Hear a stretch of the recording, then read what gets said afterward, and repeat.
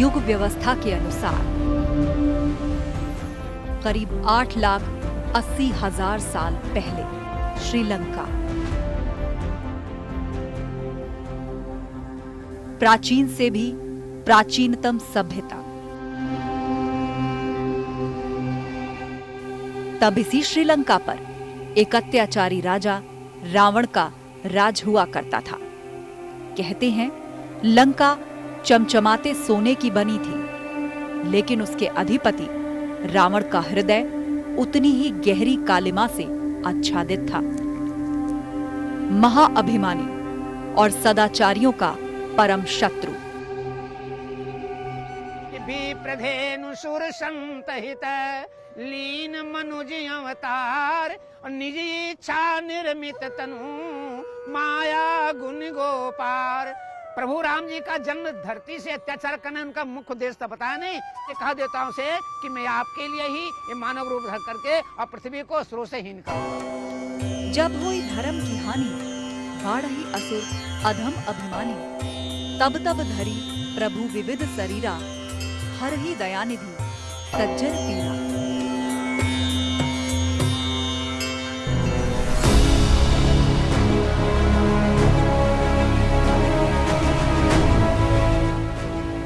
इसी हेतु से शुरू होती है मर्यादा पुरुषोत्तम श्री राम की अंतहीन कहानी। है भगवान क्या रमन्ते योगिनो जस्मिन् नित्यानंदेक्षिरात्मनि इति राम पदेनासु पर ब्रह्मावधि। भगवान का अवतार रावण को मारने के हुआ, राक्षसों को मारने के हुआ, ऋषियों को दर्शन देने के लिए हुआ। इसी प्रकार से मानव अवतार जो है मनुष्य को शिक्षा देने के लिए हुआ। श्रीलंका से करीब 3,500 किलोमीटर दूर कौशल राज्य की राजधानी साकेत।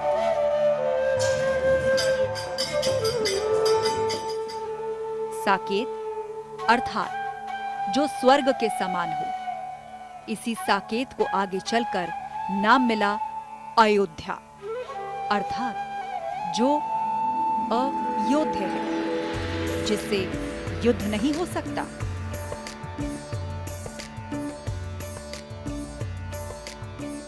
अथवा जिसे युद्ध में पराजित नहीं किया जा सकता। इसी अयोध्या नगरी का समीपवर्ती है श्रृंगेश्वर धाम, यानी मखौड़ा धाम। यह श्रृंगी ऋषि की तपोस्थली थी।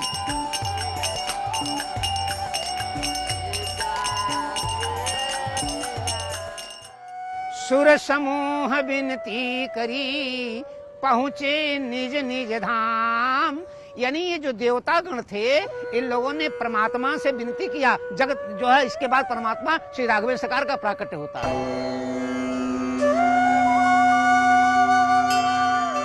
अर्थात वो क्षण जब धरती से अत्याचार को खत्म करने के लिए जगदाधार प्रभु रघुकुल में प्रकट हुए।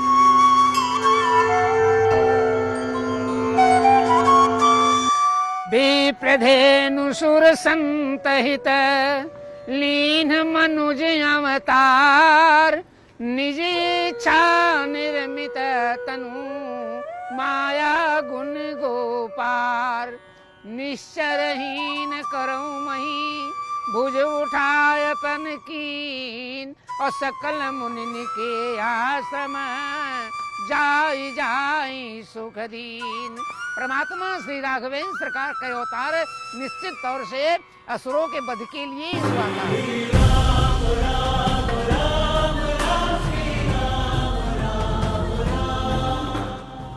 आज का दिन मैं अयोध्या।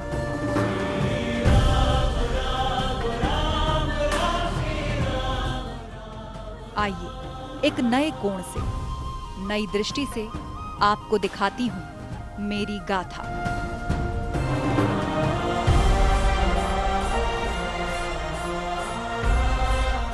गाथा जिसमें वात्सल्य भी है, राग भी है, करुणा भी है, श्रद्धा भी है, द्वेष भी, श्रृंगार भी है, ध्वंस भी है और निर्माण भी। अयोध्या जो है कई बार पूर्ण रूपेण से ध्वस्त हुई, विनष्ट हो गई। और द्वितीय अयोध्या यदि विस्तार करने का काम किया तो विक्रमादित्य जी ने किया। कहते हैं अयोध्या में राम के काल की अब सिर्फ 2 चीजें बची हैं। एक पतित पावनी मां सरयू और दूसरी अयोध्या की माटी। बाकी जो कुछ भी है वो है संघर्ष और अंततः पुनरुद्धार। मनु ने इस नगरी को बसाया तो यहाँ जल नहीं था, जल का अभाव था। विष्णु के नेत्रों से आंसू गिर पड़े, जिस आंसू को ब्रह्मा जी ने, क्योंकि अमूल्य आंसू थी, उसको अपने कमंडल में रख लिए। उन्होंने वो कहा कि देखिए अब इस गंगा को हम देते हैं जो भगवान के विष्णु के नेत्र से ही है, इसीलिए ये सरयू का नाम नेत्रजा है।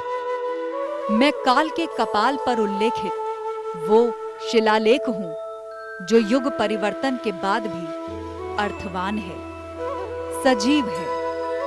अंतस में अनेक युद्धों का निःशब्द गर्जन समेटे अयोध्या, मैं अयोध्या। 10 योजनानि महापुरी, 12 योजन और 3 योजन, तो 3 योजन चौड़ी 12 योजन लंबी।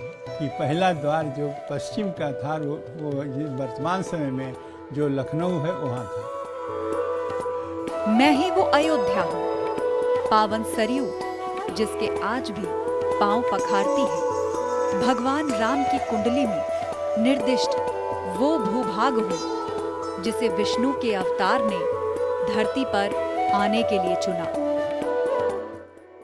मनु और शत्रुपा, दशरथ और ये कौशल्या शत्रुपा हुई और मनु हुए दशरथ। तो उन्हीं कुल में कहा कि मनुष्य सहित मनु ये अवतारा लई हो जिनकर वंश उदारा। इसलिए भगवान का अवतार की अयोध्या में ही हुआ।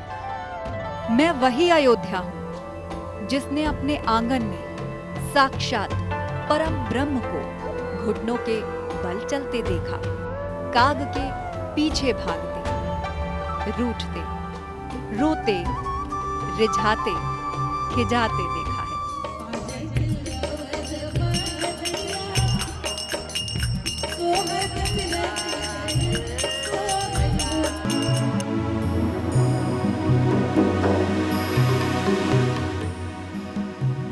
राम को आधार बनाते ही मेरी कथा का प्रारंभ युगों में पीछे चला जाता है।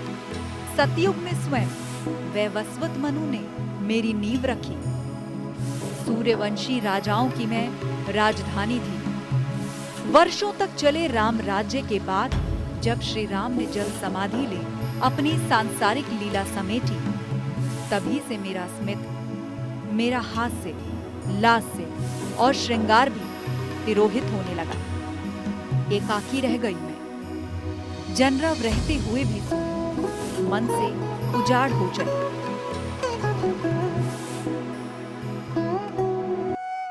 निर्माण में समय लगता है और विध्वंस में समय नहीं लगता है। पहला अयोध्या का निर्माण जो है मनु शत्रुपा के द्वारा हुआ था। विक्रमादित्य ने अयोध्या का द्वितीय पुनर्निर्माण किया और अहोभाग की बात है कि अब अयोध्या का जो तृतीय निर्माण हो रहा है। मुझे मेरा हास्य, लास्य और श्रृंगार वापस देने के प्रयत्न नहीं हुए, ऐसा नहीं है। भगवान राम के स्वलोक गमन के बाद उनके यशस्वी पुत्र कुश ने एक बार फिर भग्न भवनों, प्राचीरों, तोरणों का पुनर्निर्माण कराया। इसके बाद मैं अयोध्या सूर्यवंश की 44 पीढ़ियों के राजकाज, उत्थान, अवसान की साक्षी रही। युग बदले, सदियां बदली, इतिहास बदलता रहा। कुछ नहीं बदला तो वो है मेरा अस्तित्व। यद्यपि निःसंदेह यह अस्तित्व पूर्णतः वही और वैसा नहीं रहा जैसा कथा के प्रारंभ में था, किंतु यह परिवर्तन कालजनित नहीं था। यह पुनः वैसा ही हो सकता है। बस वह हो जाए जो मेरा सदियों से अभीष्ट रहा है। वही होने की प्रतीक्षा कर रही हूं, प्रतीक्षा कर रही हूं अपने राम की। विश्वास था कि प्रतीक्षा सफल होगी और अब वो समय भी सन्निकट है। आखिर जिसने अहिल्या की प्रतीक्षा सुफल की, शबरी की प्रतीक्षा अभीष्ट प्रद की, वो मेरी प्रतीक्षा का प्रतिसाद ना दे, ऐसा कैसे हो सकता है? राम आएंगे आएंगे राम आएंगे, राम आएंगे आएंगे, मेरी झोपड़ी के भाग आज खुल जाएंगे। राम आएंगे, मेरी झोपड़ी के भाग आज। मैं अयोध्या ऐसे ही अयोध्या नहीं हूं जिसके द्वार पर भक्त हनुमान चौकी लगाकर बैठे हों और जिसके स्वामी के दरबार में सेवार्थ 8 याम उपस्थित हों। तो भला ऐसी अयोध्या कैसे अयोध्या न होगी?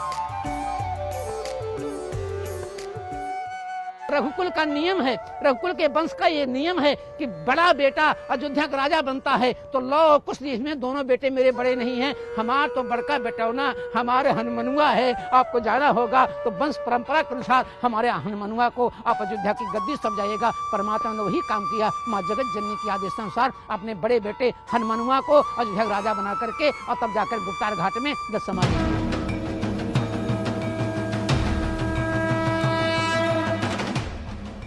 अयोध्या जिसे आप खुली आंखों से देखें या बंद पलकों से, भगवान राम इसके कण कण में दिखेंगे।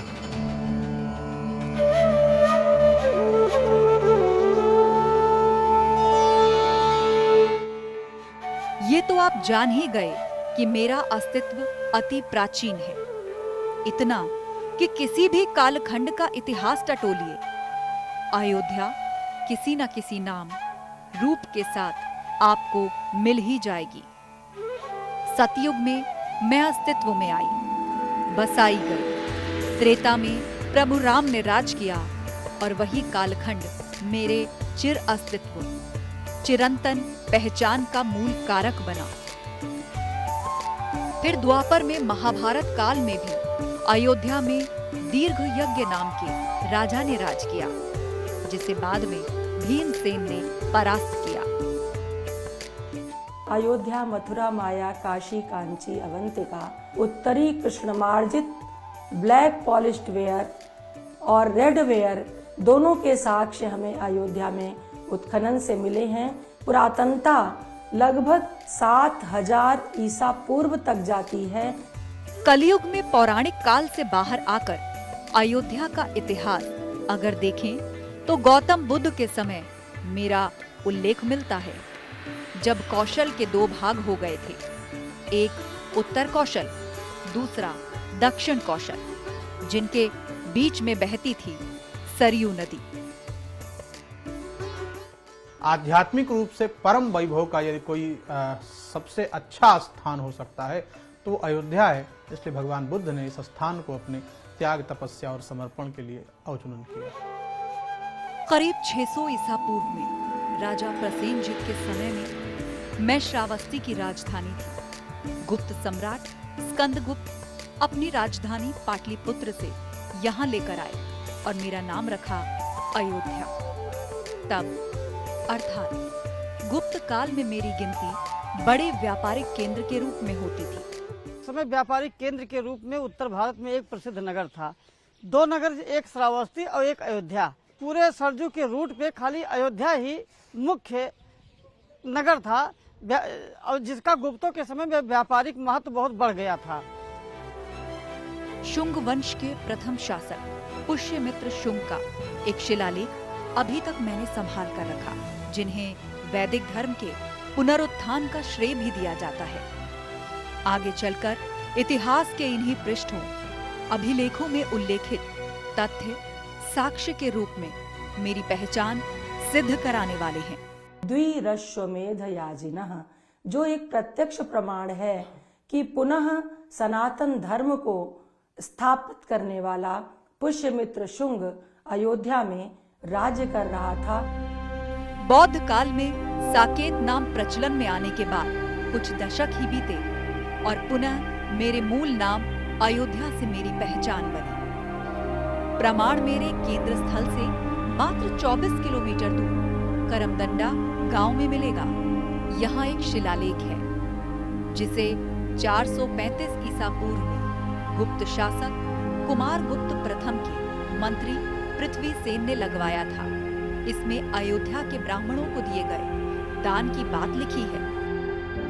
कोसलाधिपेन दुर्याश्मेदयाजिनः सेनानी पुष्पमित्रस्य खष्टेन पिता फल्गुदेवस्य केतनम अकारयति। तो इस अभिलेख से ये जानकारी मिलती है कि सम्राट पुष्पमित्र शुंग के समय में जो है उन्होंने एक बहुत बड़े विशाल मंदिर का निर्माण भी कराया था। अब मैं अपनी वो कथा सुनाने जा रही हूँ जिससे मेरा अस्तित्व है, जो मेरी थाती है और जिसके बिना हमारी, आपकी या कहें पूरे भारतवर्ष की सांस्कृतिक पहचान अधूरी है।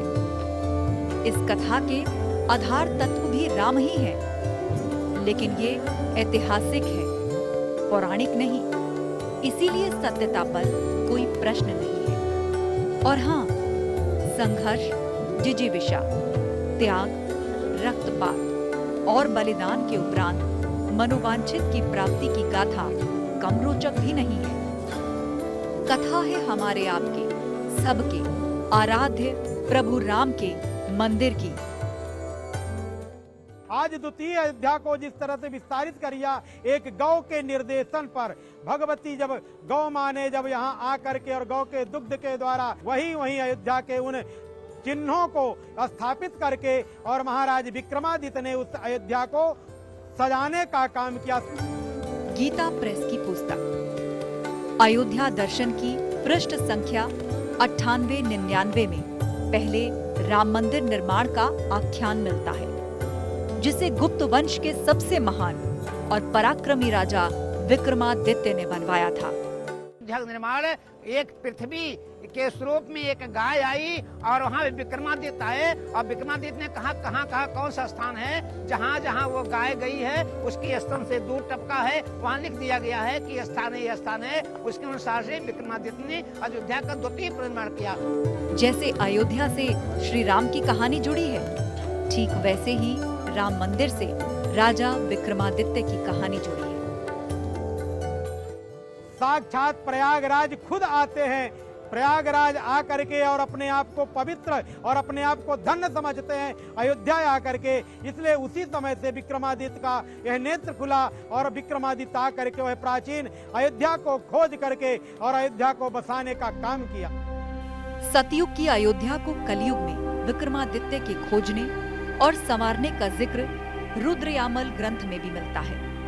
कहते हैं कि राजा विक्रमादित्य ने 148 तीर्थों में कुल 360 मंदिरों का निर्माण कराया था, जिनमें मेरे राम का मंदिर भी शामिल था। उन्होंने कहा कि महाराज यही अयोध्या नगरी है और इस अयोध्या नगरी का आप पुनरुद्धार कीजिए। अयोध्या के 148 तीर्थों का जो है वो सुनिश्चितीकरण किया। मैं अयोध्या भारत की 7 मोक्षदायिनी पुरियों में से एक थी, लेकिन नियति को शायद कुछ और ही मंजूर था।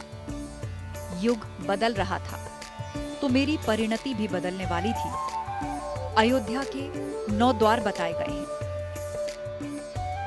उस दृष्टि से ये देह भी अयोध्या ही है, जो रोम रोम में रमता है, सर्वत्र जिसका वास है, जो नित्य विद्यमान है, ऐसी सनातन, शाश्वत, सार्वभौम, प्रत्येक काल में स्थिर अथवा समीचीन और नित्य प्रासंगिक सत्ता श्री राम है।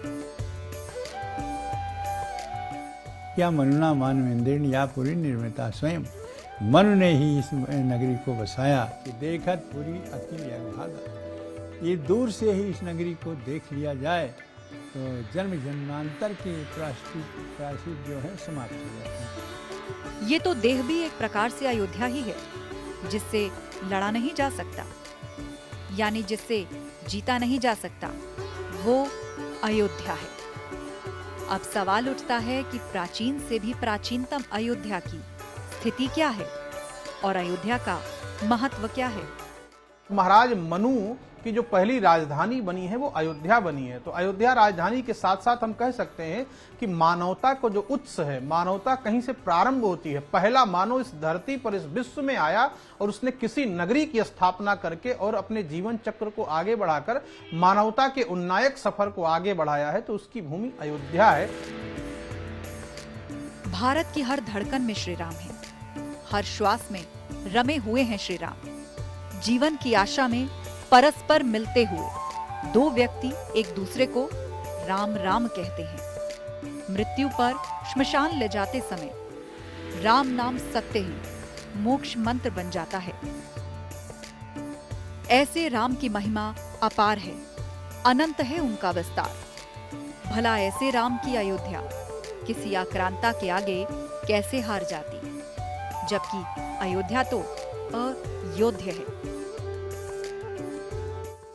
जो बाह्य रूप से नहीं, अंतर्गत जो अपने हृदय के द्वंद्व को समाप्त करके और मानवता को प्रसारित करने वाली राजधानी है, उसे ही हम अयोध्या करते हैं। जिसको कभी हराया ना जा सके, जिसको कभी जीता ना जा सके, जिसको कभी पराजित ना किया जा सके, जिसको कभी परास्त ना किया जा सके। वैसे तो मैं राम से भी प्राचीन हूं। मैंने नगर शहर होते खुद को कई बार बनते, मिटते, सजते और संवरते देखा। सतयुग में मनु के मन में बसी मैं, त्रेता में महाराज दशरथ का स्वर्णिम युग देखा, राम का राम राज्य देखा, फिर उन्मादी बर्बरता की गवाह भी बनी। ऐसे तो मैंने अनेक युद्ध देखे हैं, भूमि पर अस्त्र शस्त्रों से लड़े जाने वाले भी और अंतस में चलने वाले भयंकर महायुद्ध भी। लेकिन 1528 में अयोध्या से लड़ा गया वो युद्ध जो युद्ध नहीं, एक आक्रांता का आक्रमण और समर्पण के बजाय प्रतिकार में शीश कटाने वालों की सैन्य यज्ञ में आहुति ही थी। तब मेरी आत्मा पर प्रहार हुआ था, राम के नगर पर प्रहार हुआ था, भारत की सांस्कृतिक पहचान पर प्रहार हुआ था, राम के जन्म स्थान पर प्रहार हुआ था। लेकिन तब भी मैं हारी नहीं। मेरी आगे की कहानी अत्याचारी आक्रांताओं की इसी बर्बरता से भरी है, जिसे मैं अगले रविवार सुनाऊंगी।